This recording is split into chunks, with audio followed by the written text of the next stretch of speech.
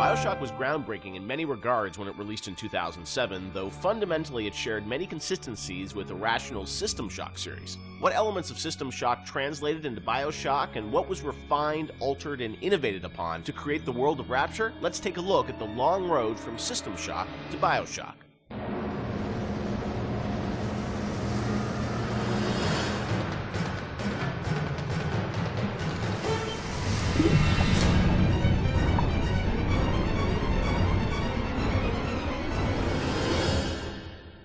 Everyone knows where the game ended up, but I think fans would be interested to learn where this game or the idea of doing this game started. And I think folks know System Shock and the legacy of that game, huge fan base. Did it start as a System Shock game initially? No, I mean, because we didn't have the rights to that. Yeah. Right? We kind of felt that there was more game design to mine there. That it was sort of, we did that one game, and it was sort of the first game that really combined shooting and RPG. And it was a very small budget. It was a very small team, and it was the first game we had ever done. So we got pretty lucky, I think, in terms of how well it came out. But the odds were sort of stacked against it. And the team, was really enthusiastic about doing a game like that.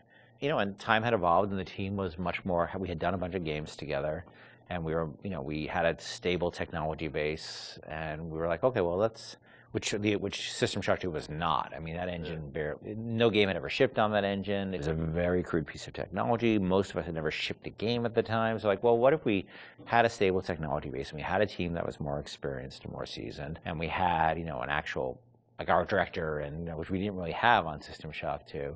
What could we do? And so I think there was a lot of enthusiasm in the team to really try to do a more mature version of that kind of game.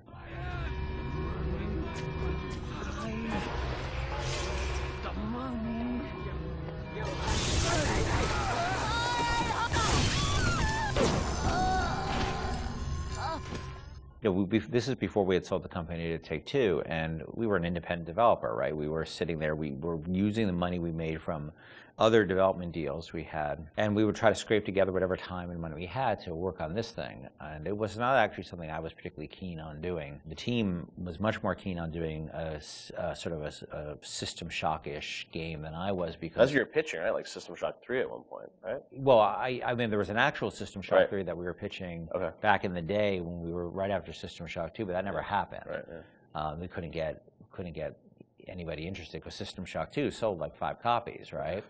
And so as the business guy, the guy who had to not only just sort of write the content, but the guy who had to go out and get the deals and pay everybody, I wasn't particularly excited about doing this, because it was very disappointing when we did System Shock 2 and nobody bought it. It got great reviews. It got these insane reviews, but it left us in a place where it didn't really move the needle for us in terms of making payroll. So I wasn't super excited about it, because I didn't see a publisher be interested in it, and I didn't see the audience actually be particularly interested in this kind of game. And it was really the team who convinced me to invest in this, because their enthusiasm. I think a lot of them came to the studio because of System Shock 2. And so finally they sort of battered me down. And it's good they did, because I was not the first fan of doing this. And I know initially there was something called the Serene Dawn. That was a spaceship, or what was that? No, that was the name of a cult, right? Cult. Yeah. Sorry. Okay. That one's, I think, been lost to the... If I remember correctly, Serene Dawn was a cult. You were playing as a deprogrammer that was infiltrating the cult, and your name happened to be Carlos Coelho, who was one of our programmers at the time. It's named after him, yeah. Then there was a story notion that I always really found interesting, which was that you have these cults, and you have sometimes people who they're these sort of characters who are really live on the edge of the gray morality, which is these guys who come in and essentially kidnap people out of these cults or rescue them, depending on how you look at it. Because what it really is, from a functional standpoint, it's a kidnapping, right? You're coming to an adult and you're saying, you're hired by their parents or whoever. And this was in the story, it was like a senator whose daughter joined one of these religious movements called the Serene Dawn, you said? Yeah, the Serene Dawn. And I always thought that was a really interesting tension of this hero who's basically a kidnapper. And taking a young woman against her will out of the place that she was in. Now, you could also make the other argument that, well, she was not really there by her will. But there's a really interesting conversation that goes on there. I think there was actually a Kate Winslet movie, a Harvey Keitel Kate Winslet movie, which dealt with a similar theme. Because usually you hear that story, you know, these deprogrammers as a sort of heroic kind of notion. But I always thought that, well, there's something interesting about agency going on there, and about are people entitled to make bad mistakes, or is it a bad mistake? It all depends on the person. And I'm not a fan of religious cults or religion in general, but there seemed to be an interesting discussion of freedom there and independent decision making. And I thought that idea was cool, and that was sort of the basis of it for a while. But it was really mostly for the purpose of, we needed something to go out and pitch to publishers, and so we know we didn't have a ton of time to really develop it. So that sounded like, all right, this will do for now. And was that pre-Underwater City? I mean, this was just like an idea for a story? We may have stepped away from that to do the cult thing, but then we went back to the underwater thing. We had that one room, remember? We had the one World War II room with the roaches on the ground and like these weird test tube things that you could walk around. I don't know where that fell. It could have been underwater. There was no windows. The thing is, we were a small business, right? And we were trying to figure out a way to sell this thing with spending the least amount of money, because we didn't have any money. We don't have a pot to piss in. So we would do this demo. That was one room basically, just to show. And I'd write up a document, and we'd take it around. And I'd fly around the country, and be like, "Here's our room." It was a different time, And we had just come off of SWAT 4. One of the advantages we had is that we were so familiar with that engine at that point that we could really start cranking through, small rooms and lighting and making things look good. So I took it on the road to sell it to somebody, and nobody cared. We'd go to a publisher, and look, they have to make money, right? And then we'd say, oh, it's sort of a spiritual successor to System Shock 2, and they'd be like, well, how did that sell? And I'd be like, my mom likes it, and they would be like, well, we can't, and usually we'd be talking to a fan.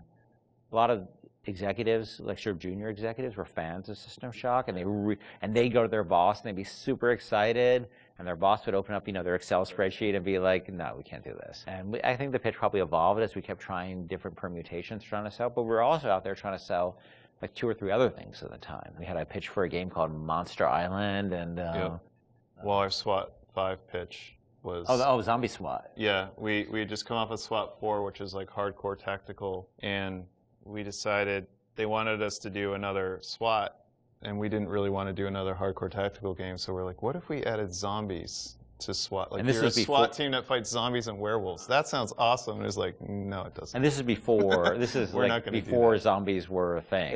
Yeah. And so we came up with this thing called Division 9. Division 9, yeah. That probably would have been even a bigger financial success than BioShock. Wow. But we couldn't get anybody interested in it. You didn't have enough werewolves in the demo, I think. We had 0 werewolves in the demo.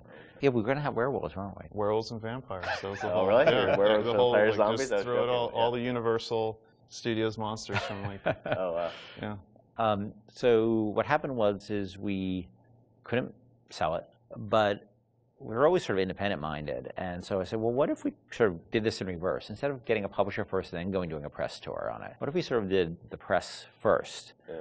And we called up a guy, Andrew Park, who's at GameSpot at the time, who was a fan of System Shock 2 and a great guy. And I said, well, will you come out and look at this thing we're doing and write a story on it? And he's like, sure. And Andrew flew out, and we showed him what we had, which is this very, very rudimentary thing about an underwater base. And he wrote up an article and sort of featured as like, this is the spiritual successor to System Shock 2. And the next day, the phone started ringing from publishers who now all of a sudden saw the article was getting all this pickup and all these comments, and people were excited. And that really, I think, put it over the top in terms of being able to sell it, even though it was not BioShock at that point. It was called BioShock, but it was not BioShock. There would have been I don't think there would have been a game. We never would have sold it without Andrew coming out doing that. My belly's full of angels.